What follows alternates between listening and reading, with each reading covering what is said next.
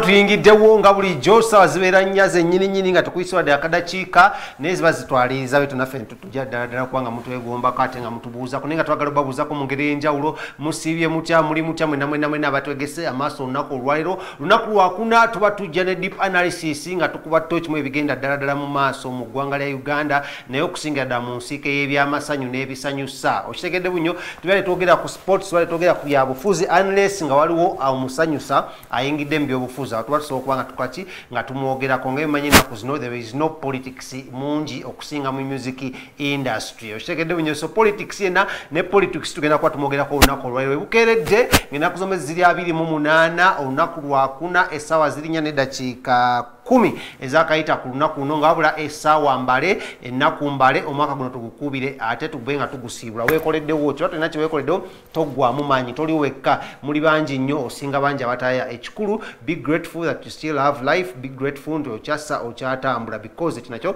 kimatalinga abaganda bageresa ne bagamba nti nno obulamu bwe bugagga n'olwensonga efe bakyalina obulamu tulina ensonga nnyo okubanga twebaza omutonzi nze Kabaka Smith nga we nagamba sitambula nze kana ddala ku lunaku olwokuna tuba ne ttiimu nnene nnyo naye olunaku lwe tusaddewo ffe abasajja abatagenda abatakogga abatavaawo abatagenda mu kyalo abasigala e Kampala nga tukwajjisa emirimu egyo gye mwatutuma okuba nga tuweereza first of all tukolera abantu tetukolera muntu mulala yenene na tukolera mmwe abatulaba because we give you a lot of respect and run for your money okubanga mubeera mutulaba enkya neggulo sizze nzekka leero nzize n'omukukunavu amanyiddwa nga Devi muwulira mwogerako nnyo musajja abeera nnyo eyo nga atabaala bamuyita ntabaala mawanga yava ku byalo kati atabaala mawanga Devi buuza ku bantu beba Blaipi ne Gats ndeka Gats mu kutabaala ebyalo asaba ekyenasa nasaba omwana asaba ebyalo oba babimuwa simanyi naye nga njala obuuza kwonna abatula okusinziira mu bitundu by'eggwanga ebyenjawulo kosa n'abo abatula nga basinziira e Bulaaya abasinziira mu Middle East abasinziira ku semazinga wa Asia semazinga wa Europe ne kuno ku butaka wennyini ku Afrika mu nsi ebyenjawulo njasooka okubuuza ku Rodake tulabira nga asinziira mu EC nange omwana oyo kansirike yagenda okukola ebintu ebimu akyatabaala ebyalo oba yagaba njamubuuza tagaba byalo kale of njalo babuuzaako mwenna n'enjalo bwebaza nti mwebale kwekumira ku BTM kosa n'okwekumira ku BTM Access nze Davis Kyeswa olunaku olwaleero tuzze kubanga tusunsula ebintu nga omwandizi wa Sheri wagenda okutegeeza era nga nsuubira nti bwe tunaamalirako naawe ojja bba otubuulira nti oba okkaanya n'ebyo bye tuleese oba tokkaanya nabyo genda ku Facebook page yaffe osobola otubuulira oba tokkaanya nabyo oba okkaanya nabyo endowooza zo zijja kusomebwa wano wennyini kale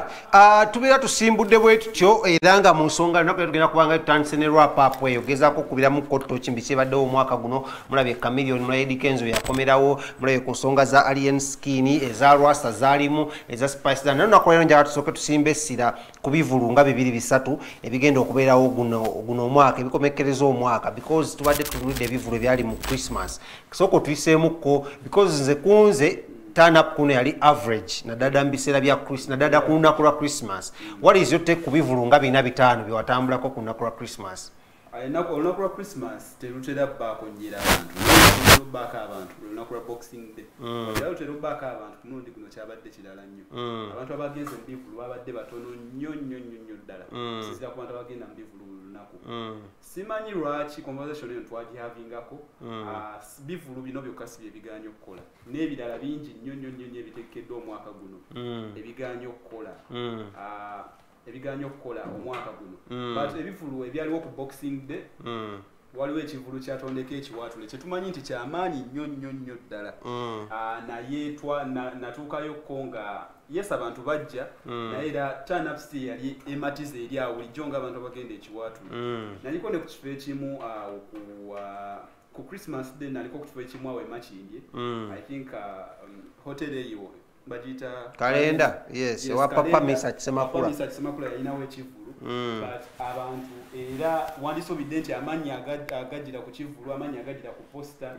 wali osuubira nti abantu bagenda flockinga venue wabula natuukawo nga amabanga mangi ddala nga spaces oziraba nti wano ne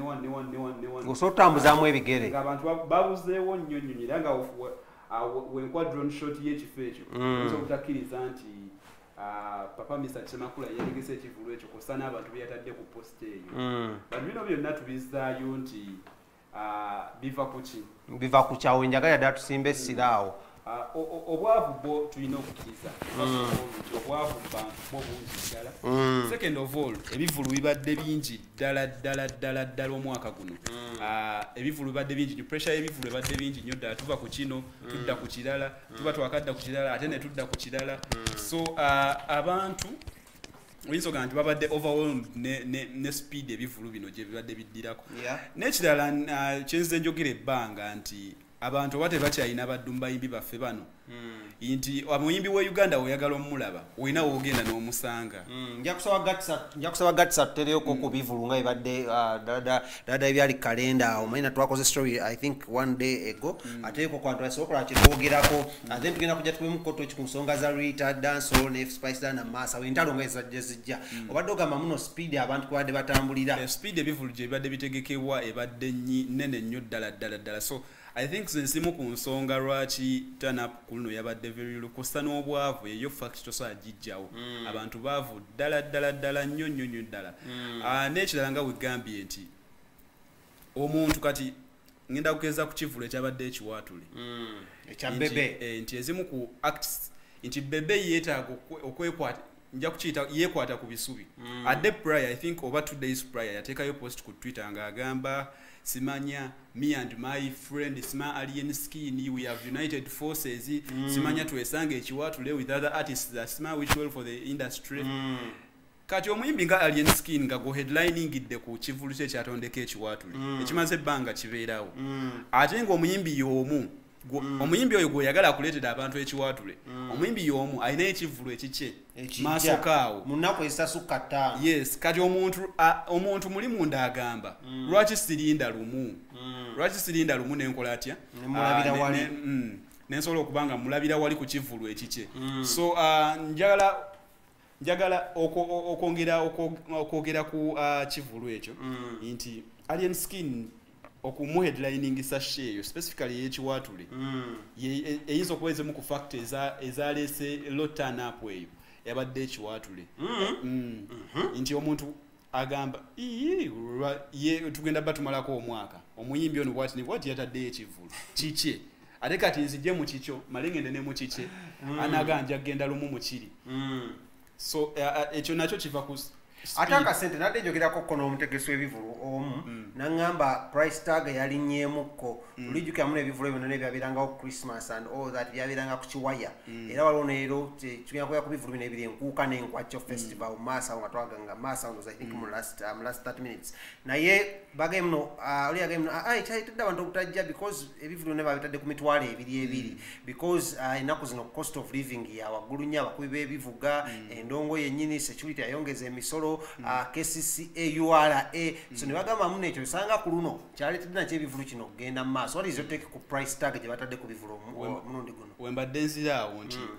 oli yategese ekivulu ekikye nga 3 mu lumu n'asaba abantu nusu ogwo mutwalo because that is normal price bw'otegese ekikyo okitadde ku ebiri so omuntu agamba ne price tag eno ekyebiri sijja kikwata nkiweeyo ate nga begenda olaba wano begenda olaba neeri abantu baavu for an ordinary ticket yardsticks za settingwa mu Uganda ekyamazima ebivulu ebyakayola nga sibine ebyabamisa ate ebyabalutalo omuntu akyakala ku boxing day akyakala ku Christmas akyakala nga 3 mu lumu alina sasula nusu mutwalo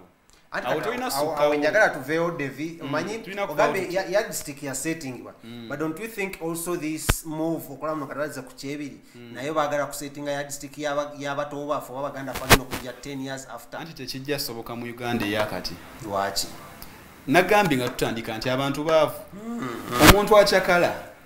naddala akyakala ku zino ennaku enkulu ye muntu abaakola abayiriba mu kibuga buli lunaku olw'omwaka ng'agamba nti nja kuwumula ku Christmas nja kuwumula ku Boxing Day ngende nkyakale tajja kukwata nusu kyebiri akikwata akiwe gundi oli ow'omulubiri emmengo kyobola ow'omulubiri emmengo yakisaze n'akissa ku 5 nalimba mu bobiwine yagamba tugenda tuuka nalimba mu bobiwine omanya akabadi omanye nakuzuna naye wano nokushona enyo ngamba abantu obadi bungi nnyo mu industry eno ate nga ffe BTM tutunira ensonga semasonga story behind the story okubanga tujja twagala faanagana n'abantu basinga naye ng'ogyeko ekyo twogereko ku bayimbi osanga omuyimbi ng'ategese ekivulu kyokka ate si n'omusanga ng'ate alina ebivulu byayimba webale nnyo eyo point nagiraising ku Twitter handle yange asookunoonyako ku Davis Chesowa ku Twitter Karo Kasiita yayinayo ekivulu I think mwezi gwali gwa September November awo waliyo ekivulu kye bayita nyegenyege Karo Kasiita yagenda n'ayimba mu nyegenyege ate ng'ayimba live band gyatugamba nti gyagenda tuwa ku kivulu kye mind ennyimba ze yali ayimba ku nyegenyege kyezaali za muntu November 17 nyegenyege yaliwo between 8 to 7 webale nga wabulayo nnaku mbale bubale mind ennyimba zayimba ku nyegenyege si za Kenzo si za Shiba si zaani za Karo Kasiita atugamba nti agenda tuwa experience tetutwalabangako ku kivulu kye naye nga byennyini byagenda tuwa ate byatuwa mu nyegenyege. So when I raising that point nengamba simanyanya alowooleza bayimbi bano baddala ba manager be bayina baba managing oba bali abuli sente bafa genda kusolooza oba bafa genda solooza simanyi bafa genda kusolooza kati n'omuyimbi nga msajja oli ogwoyita wa TikTok alien skin mulaba era yagambye ekivulu kye yakiranze n'agamba ne ba TikToker bonna kati awo mukyama muyita TikTok yalanze muyimbi mulala yagaye Nkwakyo Festival alien skin ne ba TikToker bonna naye omukulu Mayinja we yali alanga yatugamba abayimbi ne ba TikToker era ne mumbe yayita namukwaya naye mwana oyo Ronald Mayinja bali agenda waliwo gundi awo manya Bannayuganda balina propaganda waliwo adde bagamba namukwaya alayika yali yeeyimba mukulu omanyi muto w'omukulu Echemwasulubada ye mukwaya kati muto we namukwaya nkutegedde ntibalayika badde bamulumbira mu ange eyo bwetyo. So nga tuvudde ku nsonga ez'ebivulu yadde average turn up so akigamba then the boxing day still so many people are disappointed ku bivulu byabadde nga bwekigenda okuba ne kwa 3 mu lumu kyokka tusooka tugende mu 3 mu mbali nyasooka tuddeko kemabega katono nnyo kale tuddeko emabega naye nga naye wa 3 mu lumu turn up agenda ba average kale nga tuzeko emabega katono nnyo twogereko ku story oba emboozi ezisinze okukwata omubabiro abantu oba okugungaga omuntu omwaka guno tukendooza ne kubadde okukola wrap up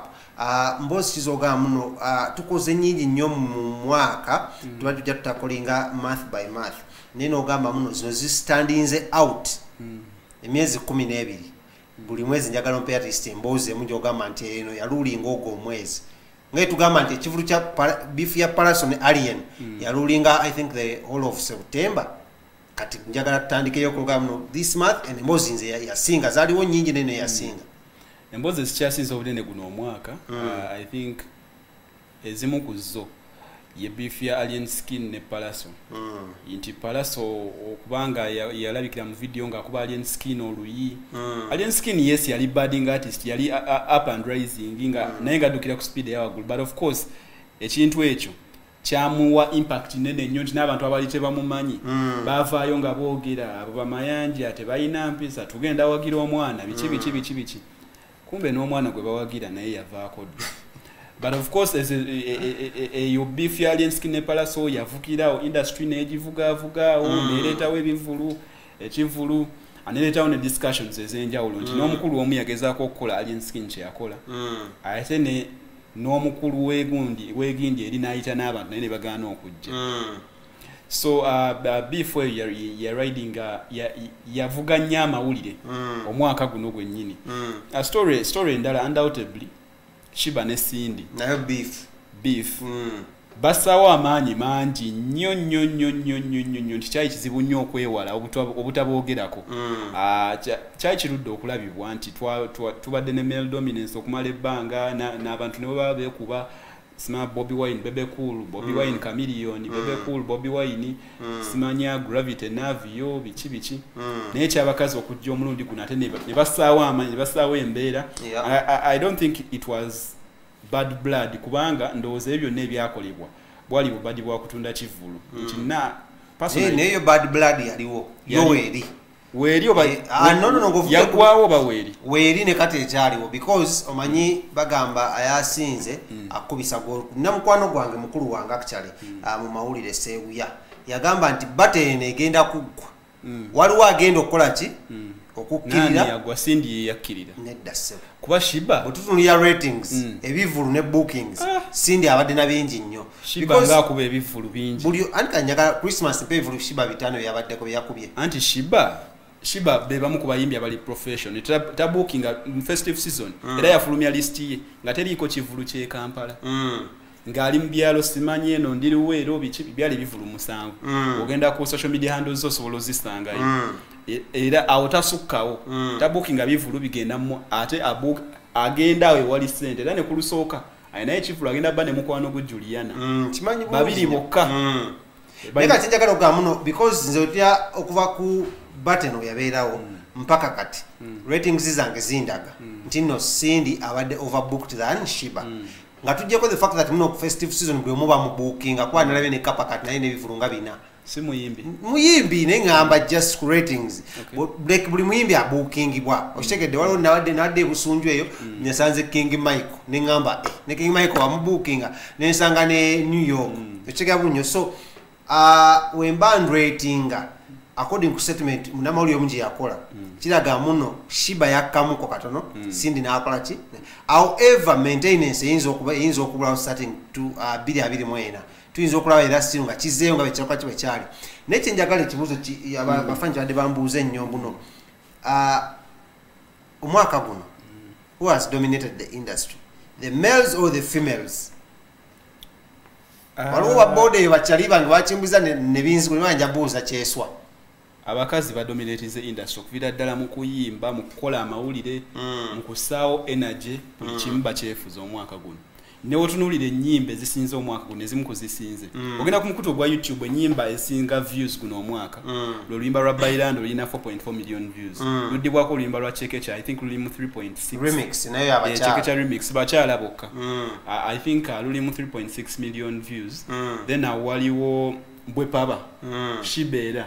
Nefifa Maker. Waliwo Chosen Becky Let It Rain. Era badominating ze yo side yeyo. Lumu twalinako omwami Eddie Sandy one. Era omanya ina company yemu gyakola nayo. Ekibwa song booster tracking and music ku radio stations, the TV stations. Liste gye yatuwa eyabayimbi oba ennyimba. Ekikumi oba ataano ezinzo zanyibwa ku TV ne radio. Era mwasinga dominating bwamu bakazi. Okitegera so n'okusaawa amawulire bato yasaanikira omwaka gwonna n'egubikka gwonna. So abakyala mwaka guno basinze okusaawa embeera ey'amaanyi. Ate amawulire ga bato ya Bebekulu ne Chameleon. Abo bayagala olwidingira ku bato ya balaba ekintu bato ya Shiba ne Sindi gye kyakola. Ne bagala ba ridingira okwo naye abana Uganda ne bagizira bato ya. Tubayite bali pizi ba boda. Wayogera ku jirita. Aongo okuyewa kama. Kale nga twagala ogenda maaso njagala okujjukiza muno tambula ne bannaffe aba Harold Travel Consultants bano bakafulumu kutambuza abantu mu ggwanga lino ya Uganda era nga bagamba ekintu kimu kyokka gowe nawe nali oyagala okutambula si mu ggwanga lya Uganda wokka wabula mu nsi yonna okuva wano mu Uganda mu East Africa mu Africa then ne world over babayita ba Harold Travel Consultants abeetaaza ogenda kuba obakubirako ku simu ezo zolaba ku screen nga eziscrollingawo abantu bagamba muno bakafulumu kutambuza abantu bakafulumu kulambuza ate oba oyagala ogenda obereyo kakabanga gye tuyita camping osobola stilo kubanga obeekwata bayina abantu abakugu mu nvuga y'emmotoka abakugu mu wogenda okusula mu hotels abakugu mu bintu by'ennyonyi ebya air sea and land byonna ticketing bakubire ku 0758664647 enamba ya Harold ejja kuyogera nabo bantu tebagwe party kambwe party omulimu wabula bagusoma era ne bagukugamu era ne batrusting ba ekibiina oba ekitongole ekikiza okubanga batambuza abantu mu ggwanga lya Uganda sibe bokka betambula nabo abalala bateekamu ssente. January waliyo graduation z'abaana b'e Makerere. Kyoge bannange naye waliwo ebinkayana ezibaddewo ku graduation y'abaana b'e Makerere abangi badde bankubira amasimu amanyiru yabeerangawo ng'omwaka gwakatandika naye kati kuno byakyusibwamu egenda kubeera last week of January then the first week of February. Ebyo tebitukwata kayagala okulabika obulungi ku lunaku olwo mu bifaananyi akoze atya ajje mu King Montage Studios basangibwawo nankulabye ku bitaala era mubeekwate nnyo na dada booking nga baneslotyo. First of all abantu mubapira nnyo ebintu ne muggwawo nga waliwo ababookinze ne bakuba ebifaananyi nga tebitegereka biyanguwa so booking a slotyo ng'obudde bukyaliwe ku bye bifaananyi otuuke ku lunaku lwa graduation nga tolina pressure yo naye nange ebifaananyi opostinzi abantu bakoleko wano bagamba amuno bakubire ku 070 02 10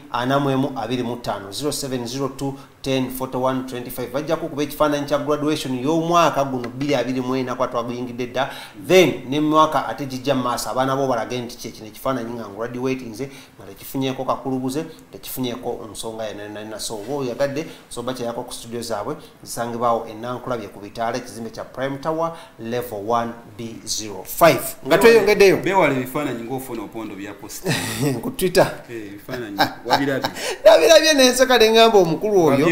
ku ssente zonna z'alina lwaki aba akola ensonga ezifaanagana ng'ezo bwezo kale awo nga tuvuddewo ku speed ya waggulu nnyo njagala tumuze dakiika 3 esigaddeyo tukubeko kotoki mu bintu bibiri mu bivulu bibiri ebigenda okubeerayo omwaka guno nga guggwako abantu bangi nnyo bajaganya omwaka okuggwako era poliisi yavuddeyo n'eyogera ebifo ebikkirizibwa okuba ebiriroliro nayogera ne ba service provider manyi nti nze wembaawo ewange nga njala kuba biriroliro maaso otuuse okusibibwa bani nasooka funa lukusa n'ebisunzibwa bisuule mu toyi mpaka mwaka gujja so weeyagala okwewala bino byonna funa olukusa okuva eri poliisi obeere ng'okolaki ng'okwasaganya ensonga ezo naye talk of town ebadde ya bivulu bibiri ekivulu kimanyiddwa nga enkuuka then ne bagiwa ebbanga then n'enkwakyo nejja neyingira waawo starting off I think with press conferences tuyakwa twanalizinga ebivulu bino side eno tulinayo Abitex side eno tulinayo I think Emma Promotions Emma Serugo naye nga ekivulu kya Alien Skin era yasinga okuba nga akola ki nga akipika